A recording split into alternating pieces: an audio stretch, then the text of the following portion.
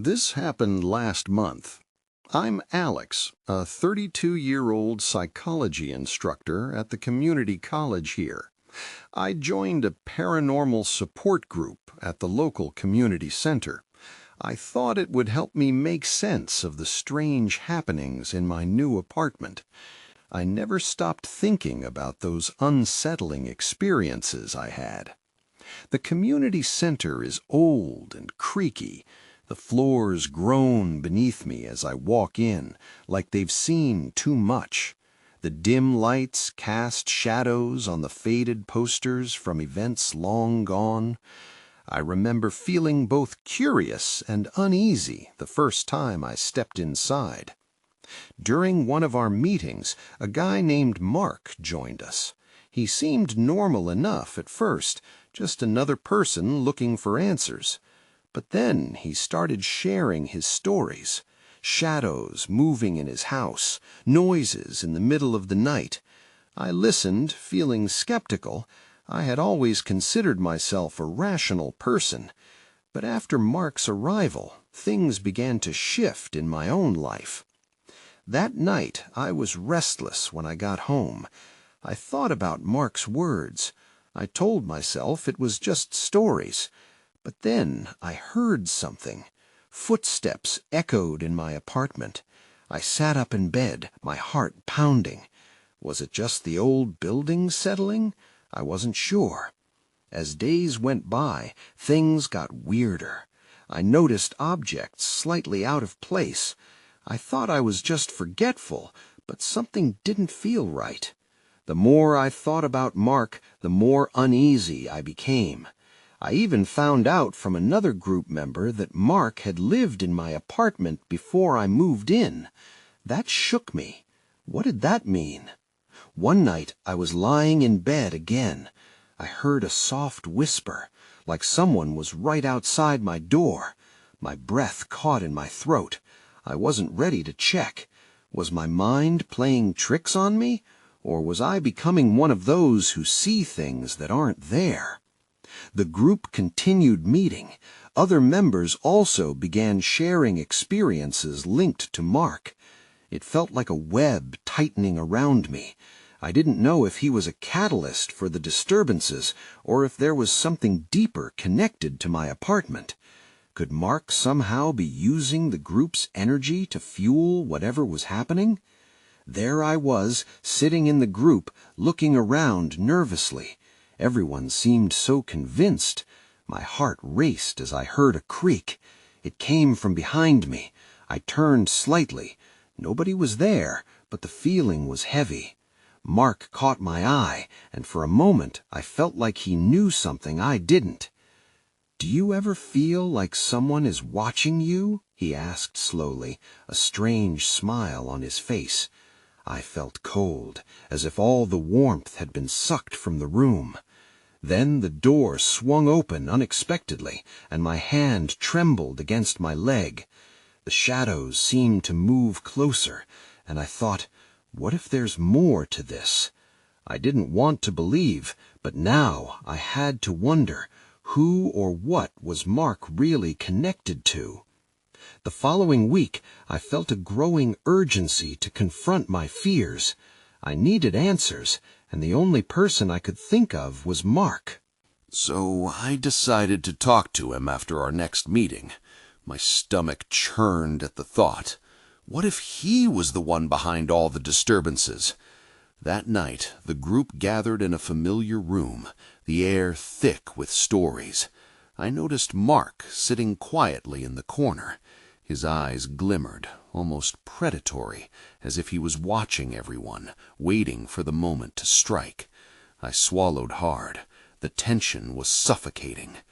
As the meeting unfolded, members shared even more bizarre experiences connected to Mark. One woman claimed she had seen his shadow slip out of her laundry room the day before. Another said her lights flickered every time he entered the room. I felt the heat rush to my face. What was going on? When the meeting finally ended, I approached him with a forced smile. "Can we talk for a minute?" I asked, struggling to keep my voice steady. He nodded, his grin widening.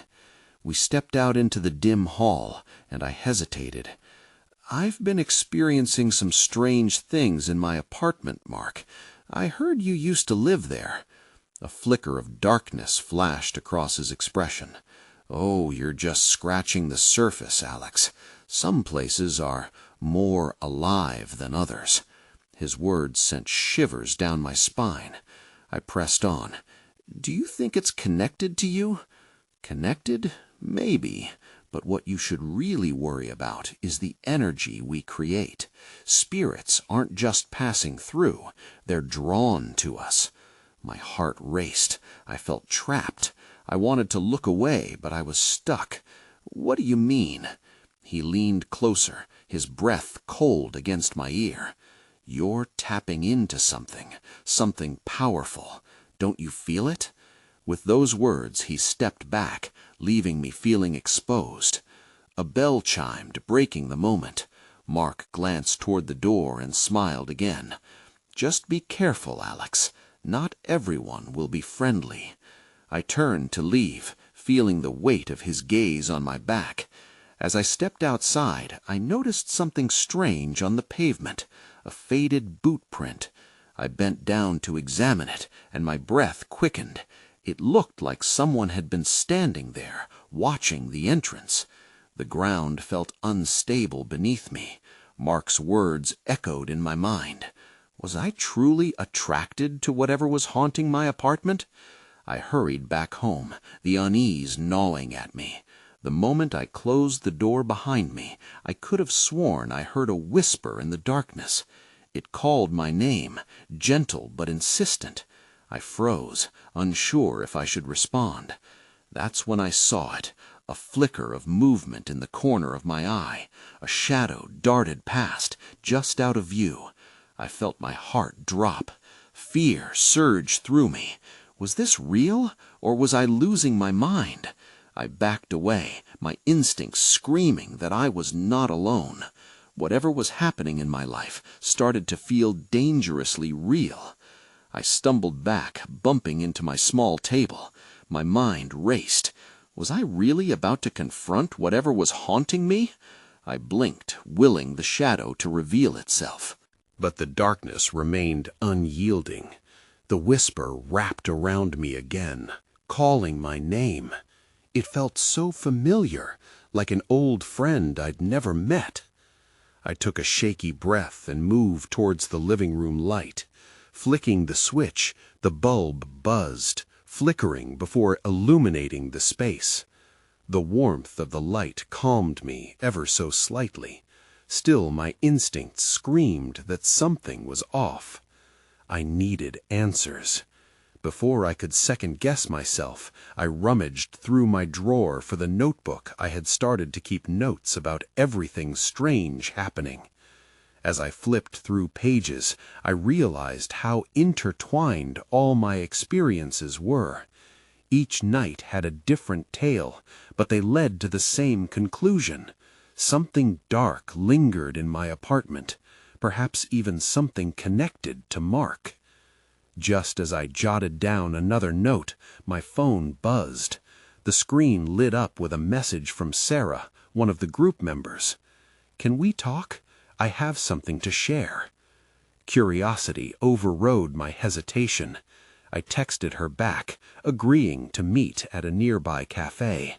I felt a renewed sense of urgency. Maybe she had seen something more.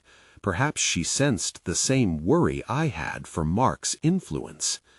Stepping outside, the chill in the air clung to me like a veil. I arrived at the cafe a few minutes later, scanning the room for Sarah.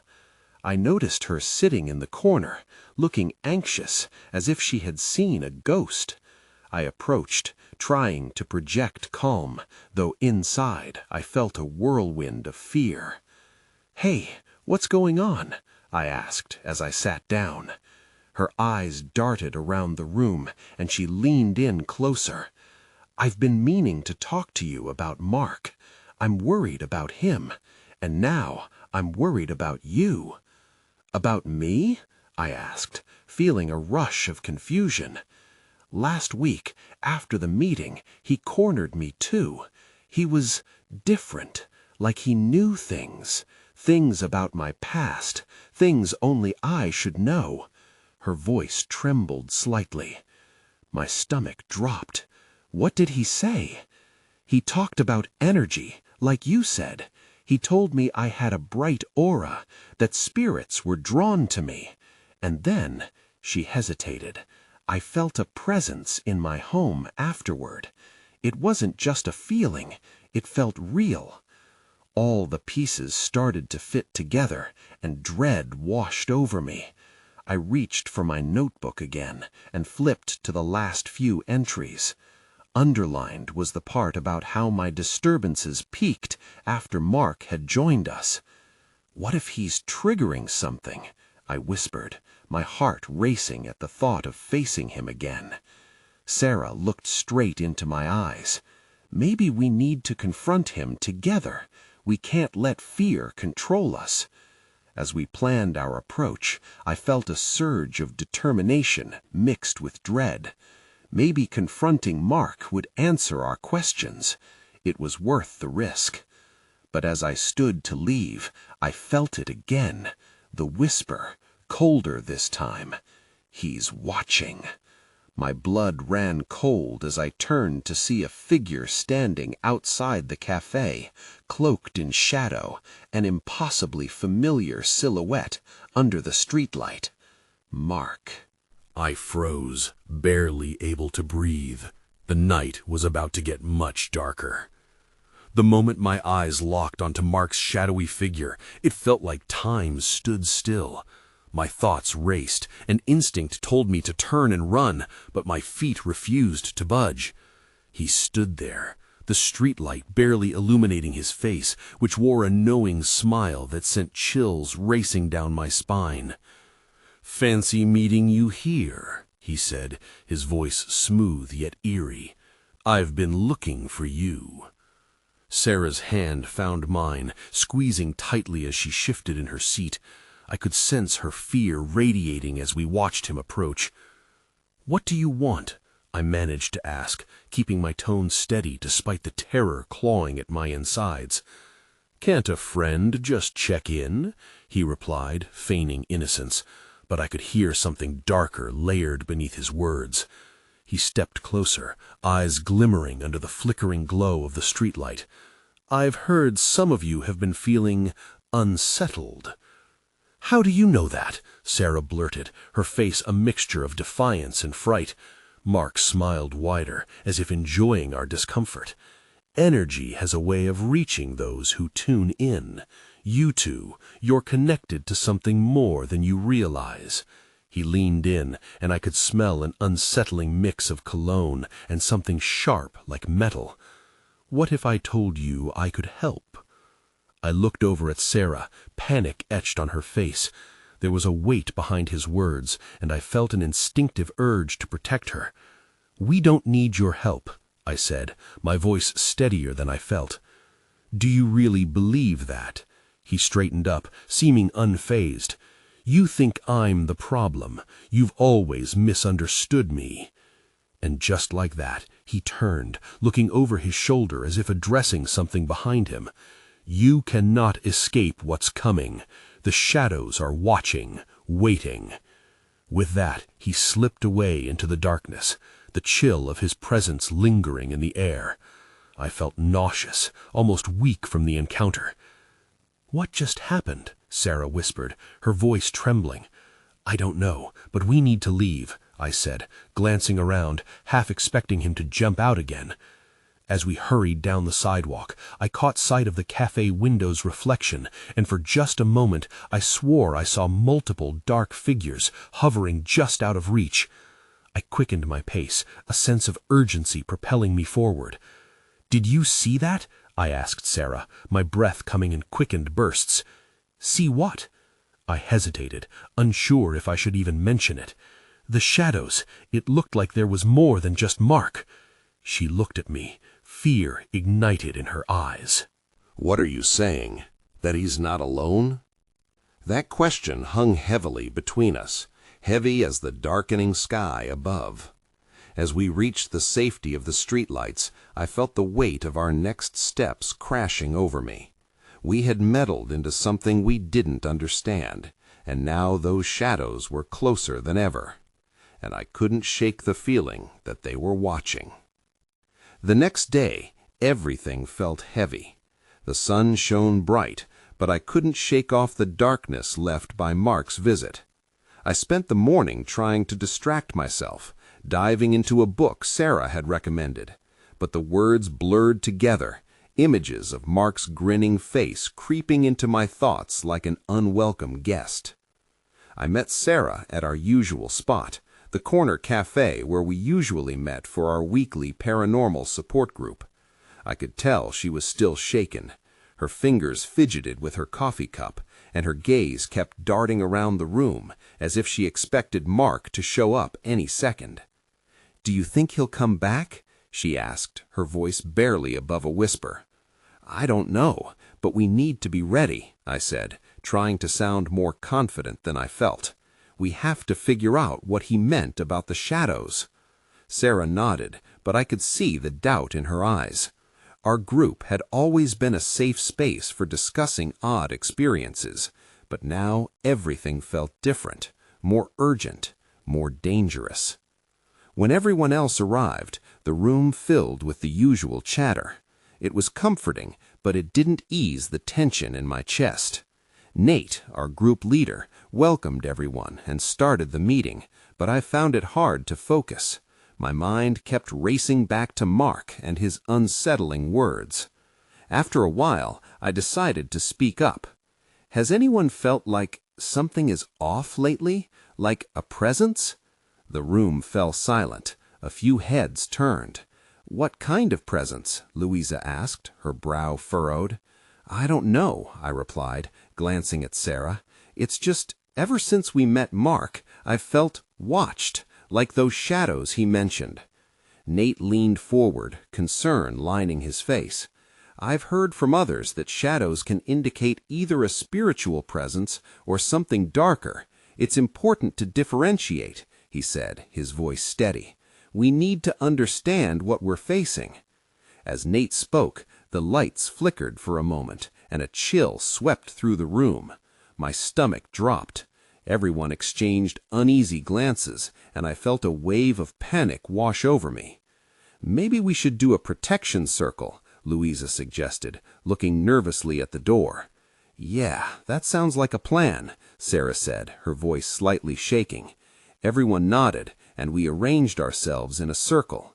As we held hands, I closed my eyes, focusing on the warmth of the group around me. But a nagging feeling pulled at me. I couldn't forget Mark's words or how he had looked when he left. That's when I heard it, a faint rustling sound, like whispers just outside the cafe. I opened my eyes, scanning the room.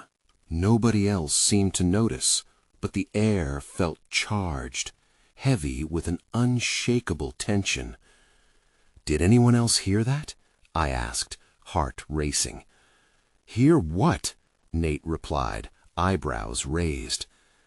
"Never mind," I said, but dread coiled in my gut. I knew I had to find out what was happening, but for the first time I felt truly afraid of what was lurking beyond our walls.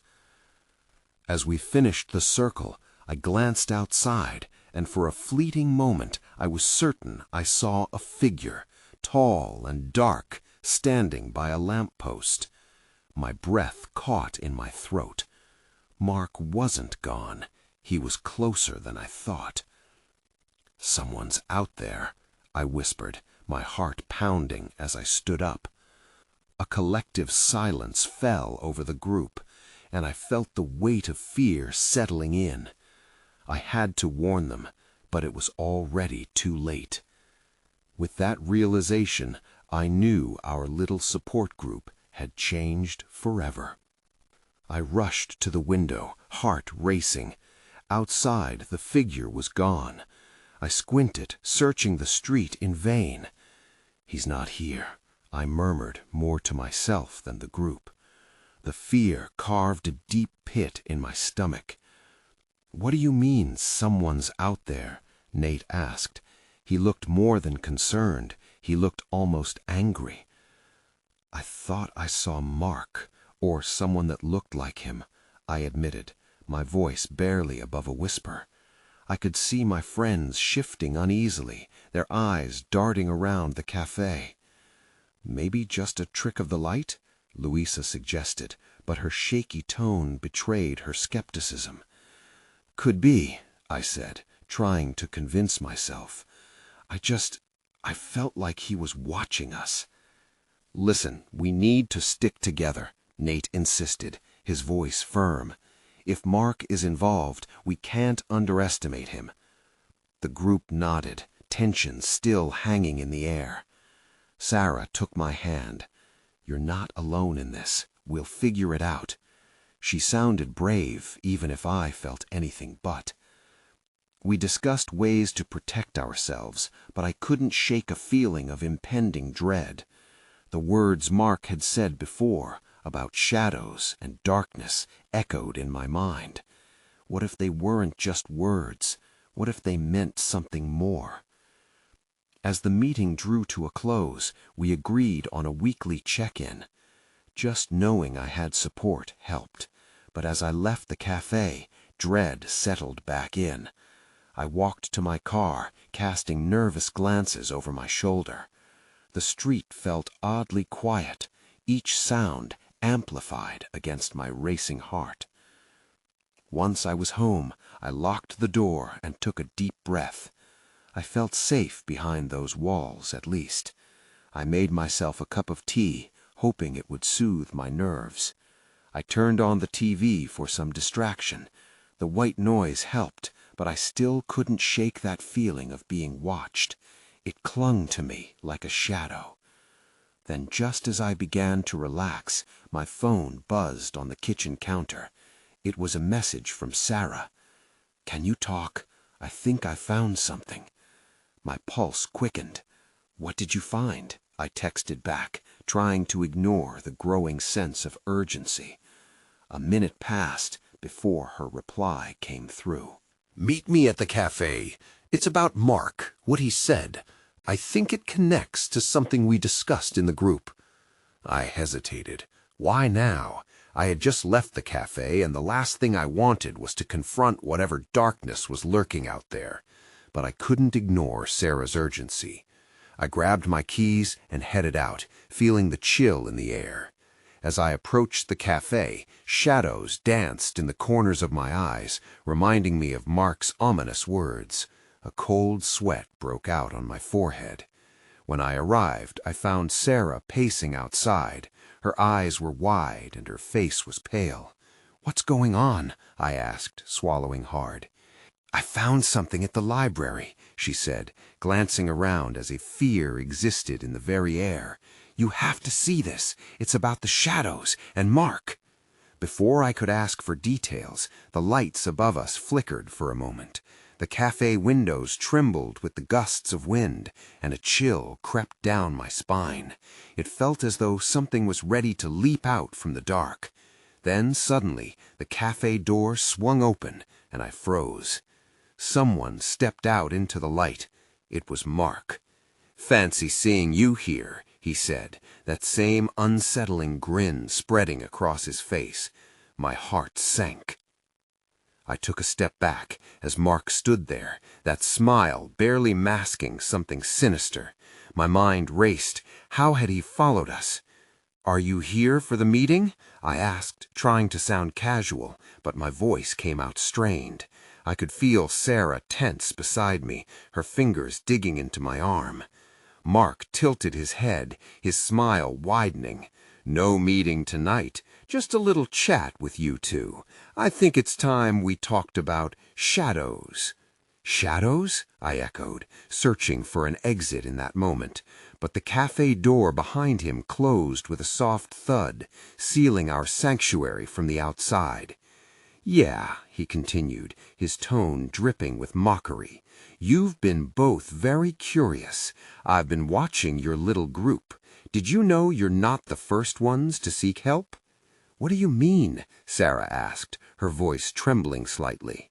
Your friend's research. It's all connected. The library holds the key.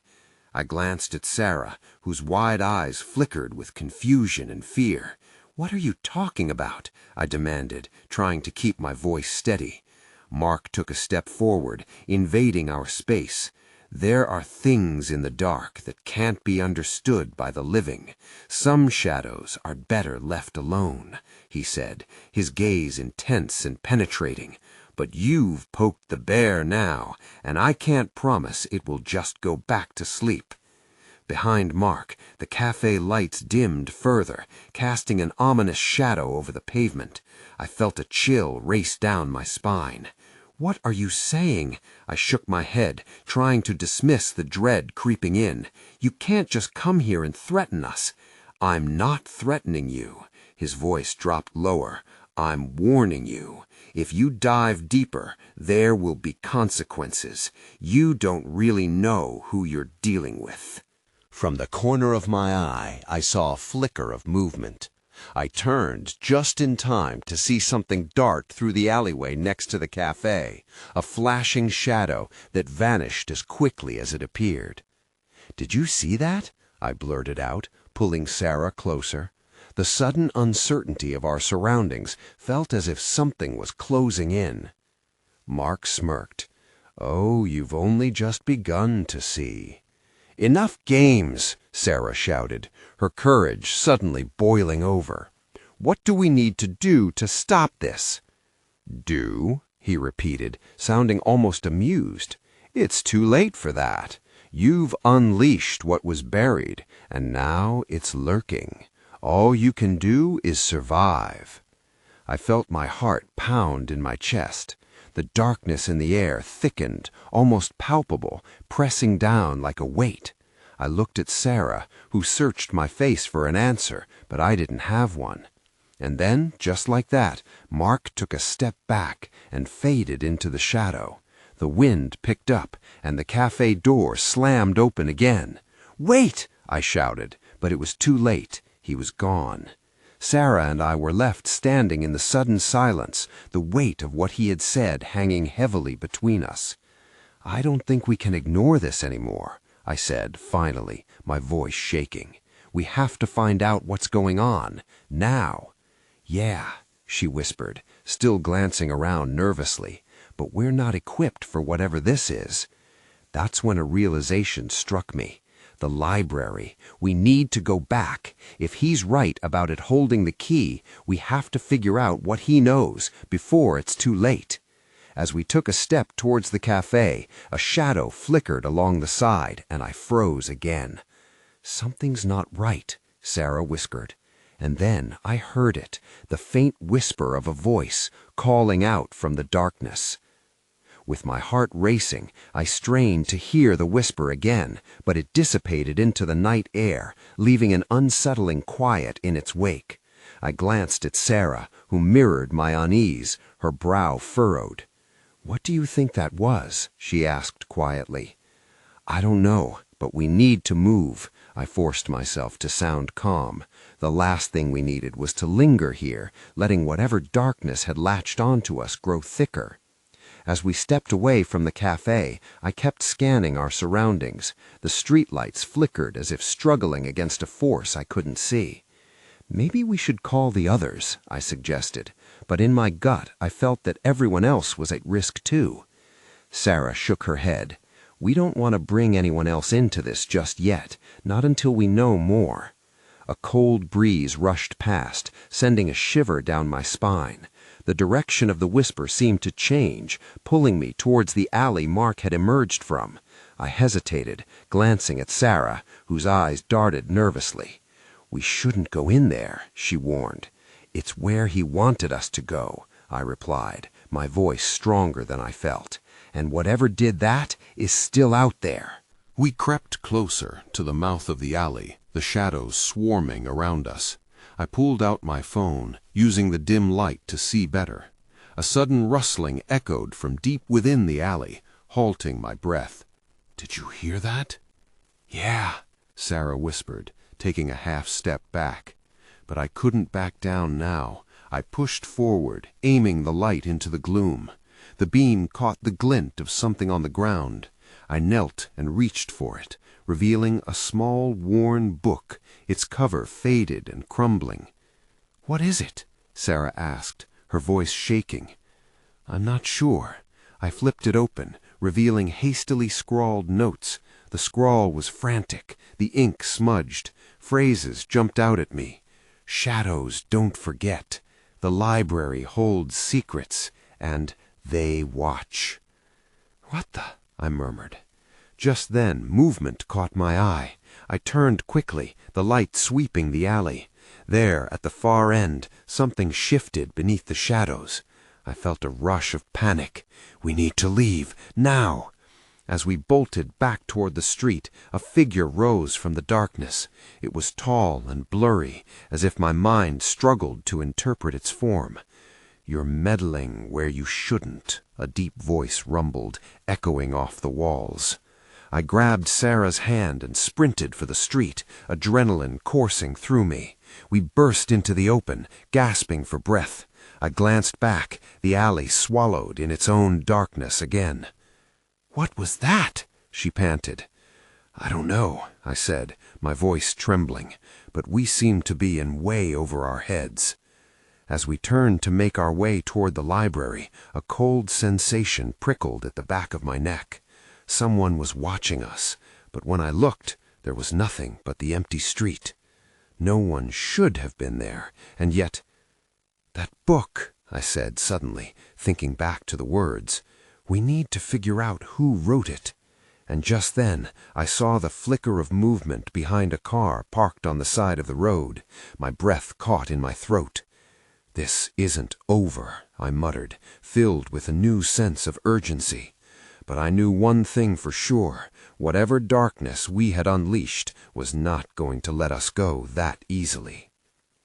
We hurried down the street, our footsteps echoing in the silence. The library loomed ahead, its tall, dark silhouette a refuge from the chaos behind us. "What do we do when we get there?" Sarah asked, anxiety bubbling just under the surface. I took a deep breath. "We find someone who knows about the book. It might lead us to answers." As we approached the library, my thoughts raced. The notes in that book were heavy with warning, but I couldn't shake the feeling there was more. The words, "The library holds secrets," danced through my mind. It was time to dig deeper. The heavy doors swung open, and we stepped inside. The smell of old books and polished wood engulfed us. It felt like stepping into a different world, one where the shadows might not reach us. The library was mostly empty, illuminated only by a few dim lights overhead. "Let's find the librarian." I scanned the room, looking for anyone who could help us. She might know what this is all about. We walked cautiously past rows of bookshelves, the quiet almost oppressive. The desks were all abandoned, each one offering a space where secrets could fester. Just then I heard a whisper again. This time it was unmistakable. "Help him." I froze, heart pounding. Sarah's eyes widened. "Did you hear that?" "I did," I replied, fear creeping in. The voice came from deeper within the library, almost as if it beckoned us. "Should we follow it?" Sarah asked hesitantly. I wanted to say no, but curiosity pulled me forward. It could give us answers. We followed the sound, winding through the shelves until we reached a narrow, dimly lit aisle at the back. The whisper faded, leaving only the rustle of pages turning. "What was that?" Sarah whispered as we turned a corner. That's when I saw it. A figure hunched over a table, immersed in a stack of open books. It was the same tall silhouette we'd seen in the alley, but clearer now, somehow more real. My breath caught in my throat. "Excuse me," I called, my voice shaky. The figure turned slowly. His features shadowed, but his eyes glinted with unsettling brightness. "You shouldn't be here," he said, his voice low but clear. "Wait, we need help." I stepped forward. "We found this book." I held out the worn volume, feeling its weight like a brick in my palms. His gaze locked onto the book, and he stood, towering over us. "Where did you find it?" "In an alley," I replied. "There was something there, something dark."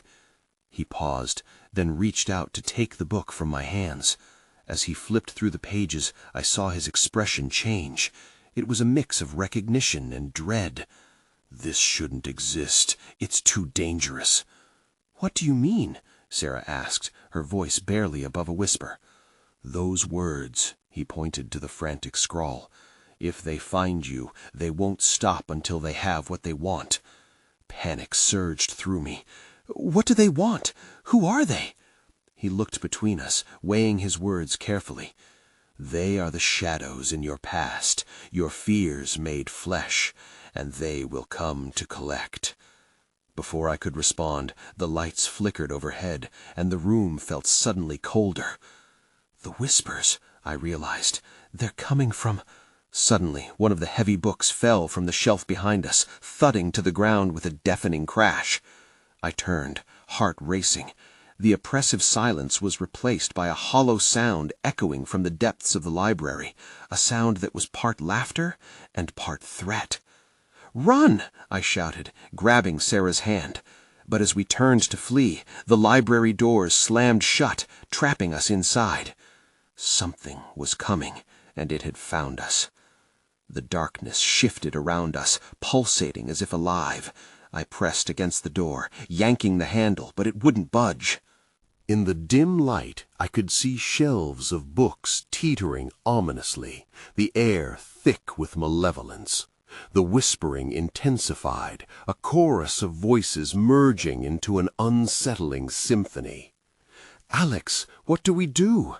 Sarah's voice trembled as she pressed close to me, both of us searching for an escape. "We need to get to that figure," I said, nodding toward the man who still stood at the table.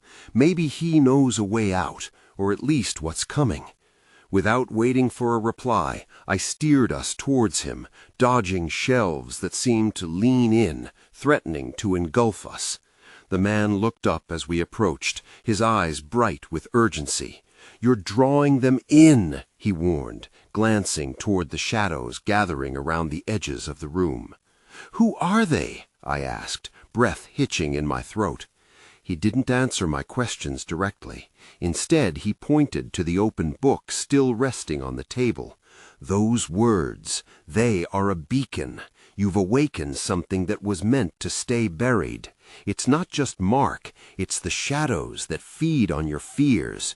Your curiosity has given them strength." "Then how do we stop it?" Sarah interjected, her voice steadying despite her evident fear. "You'll need to confront them directly," he said, his focus shifting toward the oppressive darkness swirling at the edges. "Face what you've unwittingly invited in. Only then can you close the door." "Confront them?" I repeated, a chill running down my spine. "How?" "Close your eyes and listen," he instructed, his voice dropping. "The whispers are echoes of your own fears. Recognize them, and they lose their power." Before I could argue, the heavy shadows began to creep closer, clawing at the edges of our perception. I grabbed Sarah's arm. "We don't have a choice." "Close your eyes," I urged her, doing the same. The world around us transformed into an abyss of familiarity and dread. Fragments of memory and fear coalesced in front of me, faces and moments long buried. The whispers swelled into a cacophony, twisting my thoughts. "You're not strong enough," a voice hissed. "You'll never escape." Images flew past, my struggles with confidence, the feeling of never fitting in, my insecurities, all amplified in the darkness.